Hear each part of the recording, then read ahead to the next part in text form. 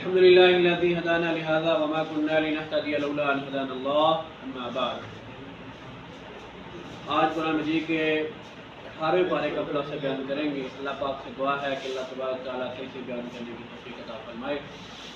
18ویں پارے کا آغاز سورۃ مومنون سے ہوتا ہے، جس میں اللہ تعالیٰ نے مومنوں کے اس گروہ کا ذکر کیا جو جنت کے سب سے بلند مقام یعنی فردوس کا وارث بننے والا ہے۔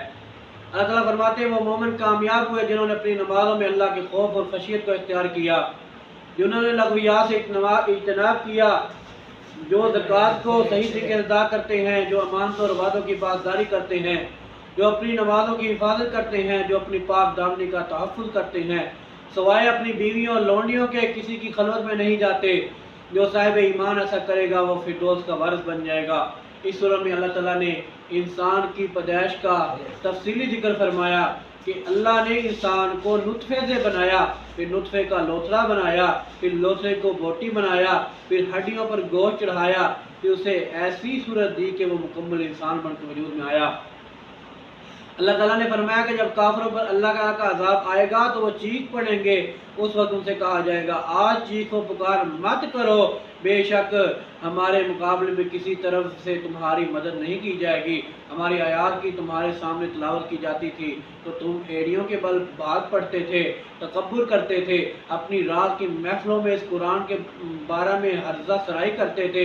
اس سورہ میں اللہ تعالیٰ کافروں کی غفلت اور سرکشی کو اجاگر کرتے ہوئے کہتے ہیں کہ کیا انہوں نے قرآن کریم پر غور نہیں کیا یا ان کے پاس کوئی ایسی چیز آ گئی ہے جو ان کے اباء و اجداد کے پاس نہیں آئی، یا انہوں نے اپنے رسول کو پہلے سے نہیں پہچانا جو ان کا انکار کر رہے ہیں۔ اللہ تعالیٰ اس حقیقت کو واضح فرما رہے ہیں۔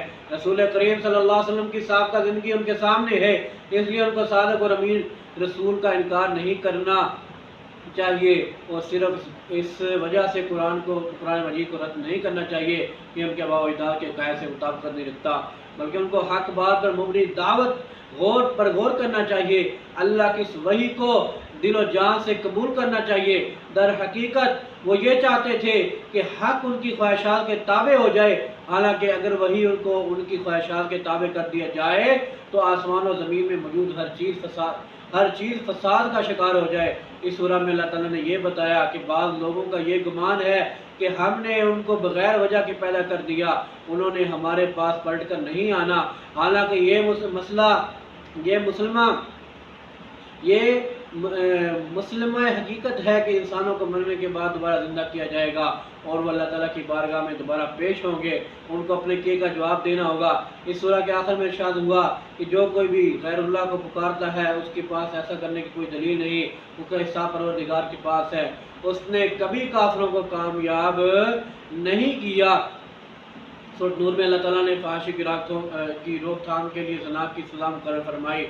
اللہ تعالیٰ شاہ فرماتے ہیں کہ زانی اور زانیہ غیر شادی شدہ مرد کو 100 کوڑے مارنے چاہیے۔ اگر اس گناہ کا ارتکاب شادی شدہ مرد یا عورت کرتے ہیں تو حدیث پاک میں ایسے مجرم کے لیے سنسار کی حدیث مقرر کی گئی ہے۔ اللہ تعالیٰ نے پاک دامن عورتوں پر تہمت لگانے کی مذمت کی ہے۔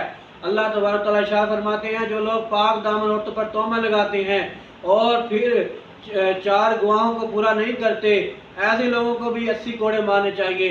مستقبل میں ان کی کوئی گواہی قبول نہیں کرنی چاہیے، ان کا شمار فاسقوں میں ہوگا۔ اللہ تعالیٰ نے سورۃ نور میں حضرت عائشہ رضی اللہ تعالیٰ عنہ کی برات کا اظہار فرمایا اور قیامت تک آنے والے اہل ایمان کو ازواج مطہرات کی حرمت اور ناموز کے بارے میں باخبر کر دیا۔ اللہ تعالیٰ نے اہل ایمان کو یہ بھی سمجھایا کہ اہل ایمان کو ایک دوسرے کے بارے میں اچھا گمان رکھنا چاہیے، اگر کوئی کسی کی کردار کشی کرے تو سننے والے کو فوراً پہلے کردار کشی کو بہتان سے تعبیر کرنا چاہیے۔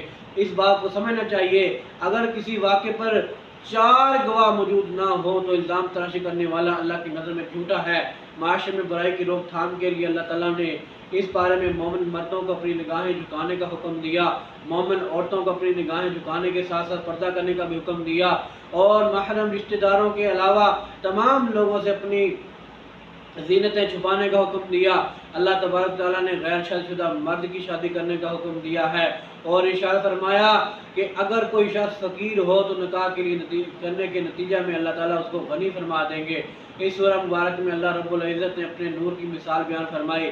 اللہ آسمانوں اور زمین کا نور ہے، اس کے نور کی مثال ایسے ہے جیسے ایک تاغ میں چراغ ہو، وہ چراغ ادھر ہو، وہ چراغ دھرا ہوا ہو ایک شیشے میں، اور وہ شیشہ ایسے ہے جیسے ایک تارا چمکتا ہوا تارا۔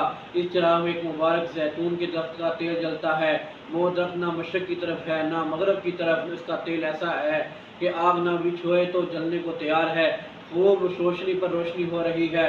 اس مثال کے ذریعے اللہ تعالیٰ نے ارشاد فرمایا کہ اللہ تعالیٰ زمین اور آسمان کی روشن فرمانے والے ہیں، کو روشن فرمانے والے ہیں، اور اللہ تعالیٰ اپنے نور کے ذریعے جس کو چاہتے ہیں ہدایت کے راستے پر گامزن فرماتے ہیں۔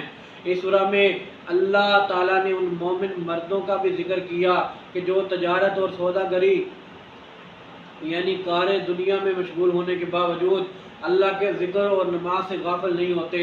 اللہ تعالیٰ نے صحیح ایمان رکھنے والے مومنوں کا ذکر کیا، جب ان کو اللہ اور اس کے رسول کے احکامات کی طرف بلایا جاتا ہے تو وہ جواب میں کہتے ہیں ہم نے سنا اور اطاعت کی، اور صحیح کامیابی انہی صاحب ایمان لوگوں کے لیے ہے۔ اللہ نے اہل ایمان سے وعدہ کیا ہے جو ایمان اور عمل صالح کے راستے پر چلے گا تو اللہ تعالیٰ اس کو زمین پر خلافت عطا فرمائیں گے، جس طرح اللہ تعالیٰ نے سابقہ اہل ایمان کو خلافت ارضا سے نوازا تھا۔ اللہ تعالیٰ نے وعدے کو اپنے نبی کریم صلی اللہ علیہ وسلم ہی کی حیات مبارکہ میں پورا فرما دیا تھا۔ سرزمین حجاز پر آپ کی حکومت کو قائم کر دیا۔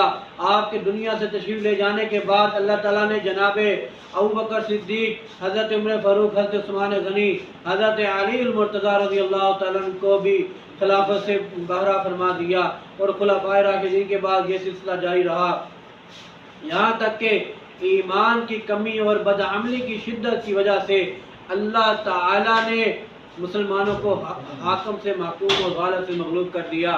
اس سورہ مبارکہ میں اللہ تعالیٰ نے خلوت کے 3 اوقات کو ذکر کیا۔ ان اوقات ممنوعہ میں کسی کے گھر جانا درست نہیں، ایک عشاء کے بعد، دوسرا فجر سے پہلے، تیسرا ظہر کے بعد۔ ان 3 اوقات میں کسی گھر جانا درست عمل نہیں۔ ان 3 اوقات کے علاوہ انسان کسی بھی وقت کسی کے گھر جانے کی اجازت لے کر ملاقات کرنے کے لیے جا سکتا ہے۔ اس صورت کے آخر میں اللہ تعالیٰ نے رسول کریم صلی اللہ علیہ وسلم کے احکامات کی اہمیت کا ذکر کرتے ہوئے ارشاد فرمایا کہ جو لوگ رسول اللہ صلی اللہ علیہ وسلم کے احکامات کی مخالفت کرتے ہیں ان کو ڈر جانا چاہیے کہیں وہ دنیا میں فتنے کا نشانہ نہ بن جائیں، آخرت میں ان کو دردناک عذاب کا سامنا کرنا پڑے گا۔ سورۃ النور کے بعد سورۃ الفرقان ہے، جس میں اللہ تبارک و تعالیٰ نے ارشاد فرمایا کہ بابرکت ہے وہ ذات جس نے اپنے بندے پر فرقان کو نازل کیا تاکہ وہ دنیا والوں کو اللہ تعالیٰ کے عذاب سے ڈرائیں۔ فرقان کا مطلب فرق کرنے والا ہوتا ہے۔ قرآن مجید فرقان حمید نیکی اور بدی، ہدایات گمراہی، شرک توحید، حلال حرام کے درمیان فرق کرنے والا ہے، اس لیے اللہ تبارک و تعالیٰ نے اس کو فرقان کہہ کر پکارا ہے۔ اللہ تعالیٰ سے دعا ہے کہ ہمیں قرآن مجید سمجھنے، پڑھنے، اس پر عمل پیرا ہونے کی توفیق عطا فرمائے۔ وما علیہ الا البلاغ المبین۔